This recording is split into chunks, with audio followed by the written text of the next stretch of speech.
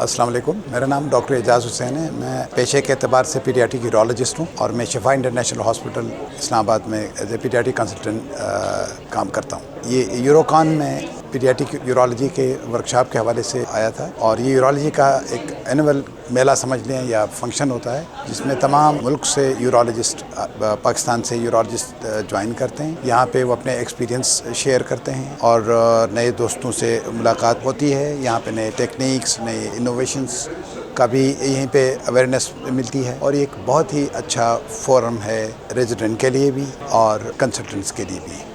और ये एक तरह से एक एनुअल एक सोशल गैदरिंग भी है, क्योंकि इसमें एक अहम कंपोनेंट जो है वो सोशल इवेंट्स का भी है। उसके अलावा इसमें यूरोलॉजिकल एसोसिएशंस के मेंबरान का भी इंतखाब इसी कॉन्फ्रेंस के दौरान होती है। तो ये समझ लीजिए कि ये यूरोलॉजी का सालाना सबसे बड़ा मेला है और एक अच्छा इवेंट है और हर किसी को जो इस फील्ड से रिलेटेड है अगर टाइम हो तो ज़रूर ज्वाइन करना चाहिए। बच्चों के यूरोलॉजी यानी गुर्दे मसाने से रिलेटेड पैदाइशी नक़ाइस और उसके अलावा गुर्दे की पथरी या बच्चों के बेड वेटिंग है या रिकरेंट इन्फेक्शन बच्चों को होती है, वो तमाम अमराज 17 साल से नीचे के वो मैं ट्रीट करता हूँ। Sir, how do you see urology future?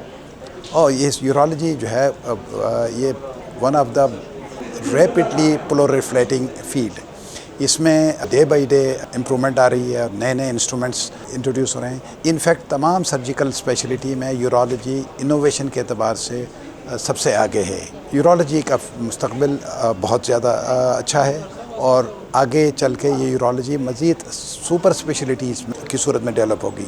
जैसे मेरा फील्ड पीडियाट्रिक यूरोलॉजी है तो आगे कैंसर की सर्जिकल स्पेशलिटी अलग होगी, स्टोन का अलग होगा, रिकन्स्ट्रक्शन के अलग होंगे, यूरोगायनेकोलॉजी यानी अभी शोबा अलग होगा। तो इसमें इसका मुस्तकबिल मैं बहुत अच्छा देखता हूँ। Yes, in paediatric urology I am basically interested in reconstructive surgery. I enjoy reconstruction. Reconstruction का मतलब यह है कि किसी का मसाना बना हुआ नहीं है या मसाना का फंक्शन सही नहीं है, नया मसाना बनाना, रिकन्स्ट्रक्ट करना, ये मेरा बेसिक ट्रस्ट है। इसके अलावा गुर्दे के पैदाइशी तमाम नक़ाइस हैं जिसमें फ्लक्स है, ऑब्स्ट्रक्शन है, तो इन सब को जो है मैं ट्रीट करता हूँ। इसके अलावा मेरा सबसे जो बड़ा इंटरेस्ट है वो इंटरसेक्स एनोमलीज़ हैं कि जिसमें जिन्स का कोई एम्बिग्विटी होती है जिन्स के हवाले से, उसकी रिकन्स्ट्रक्शन भी मेरी एक ख़ास स्पेशलिटी है।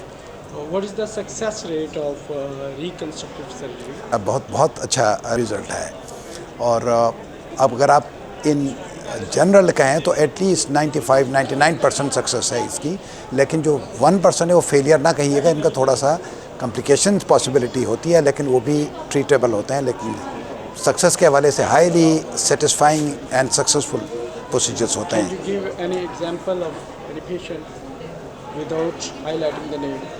और ठीक मसलन मैं आपको एक बच्ची के बारे में बता दूं कि मेरे पास एक बच्ची ट्राइबल एरिया से लेके आई थी। उस 13 साल की बच्ची थी और उस बच्ची का मसाना नहीं था। अब चूँकि मसाना बना हुआ नहीं था तो उसका पेशाब हमेशा लीक करता रहता था, उसमें से बदबू आती थी।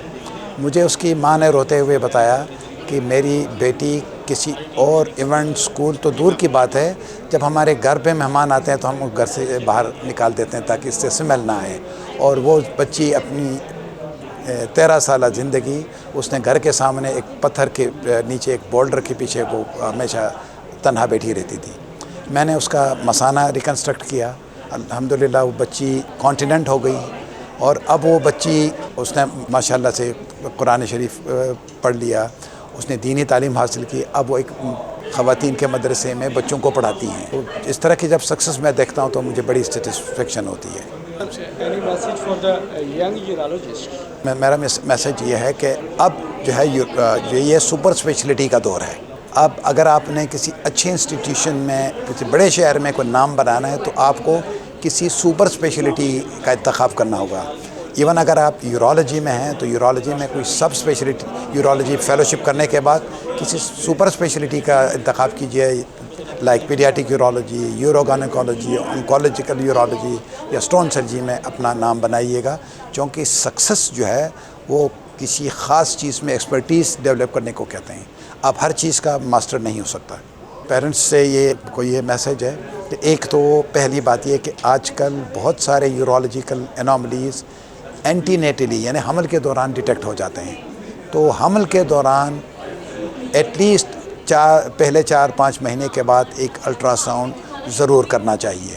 اگر اس الٹرا ساؤنڈ میں کوئی اناملی گردے یا مثانے سے ریلیٹڈ ڈیٹیکٹ ہو جاتی ہے تو اس کو پیدائش کے بعد کسی پیڈیاٹرک یورولوجسٹ کے ساتھ فالو اپ کرنا ضروری ہے۔ دوسری بات یہ ہے کہ اگر بڑے بچوں میں اگر کسی کو ریکرنٹ بخار ہو جاتا ہے تو اس کی وجہ پیشاب کا انفیکشن ہو سکتا ہے، اور پیشاب کا انفیکشن بچوں میں ایک بیماری کی علامت ہو سکتی ہے۔